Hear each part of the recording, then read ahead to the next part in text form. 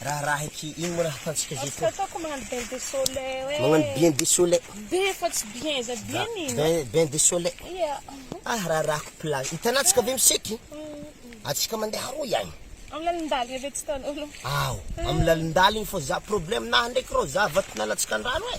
Zandriko mahay milomagno e. Igny tsy de haiko tsara be milomagno. Ary za mifandesana wino le misisiky igny maillot de bain. Fandesiko maillot de bain aveke ndesako gel douce. Aw, gel douce. Iya, amin'ny hegnina tsy mavo. Fa za nahaligny nagnonofely zao. Hitanao fena? Ino ndraiky? Za magnontany azova molo niarahana taloha. Mbo tsy haiko za somatsika niany avy nahambarako. Aza magnasama namanzegny edy mamandrara e. Tomono aketo zovy mbola niarahana taloha. Sisy, mana taloha zany tsika aminazy ato fa taloha zegny fa taloha edy. Ina aveko niambara.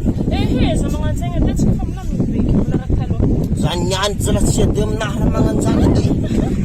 Ambara lalahy niarahana taloha za. Za sisy zany edy tsy tiako edy raha magnano fa taloha zany. Ana tegna tsy hagnambara anao. Tao tsy nambara zany. Tsy ambara ana? Tsy ambara? Tsy nambara ko mpia desika ke kwa za kuna zany. Maratra ko na. Pia zany. Ambara azovy lalahy niarahana taloha. Wa anano bas za. Ato komplekina we. Za ta we. Azovo za. Ano kwa za tudike kanya hamosaje. Azovy lalahy na taloha. Wa la rifem petraka mandry tsara. Ve zo. Tomono ko niya. Tomono zovy koa. La tsy finao za. Tomono lalahy niarahana taloha za. Avec Patrice. Mianatra mipetraka e. Mipetraka mpifaingana avara. Patrice.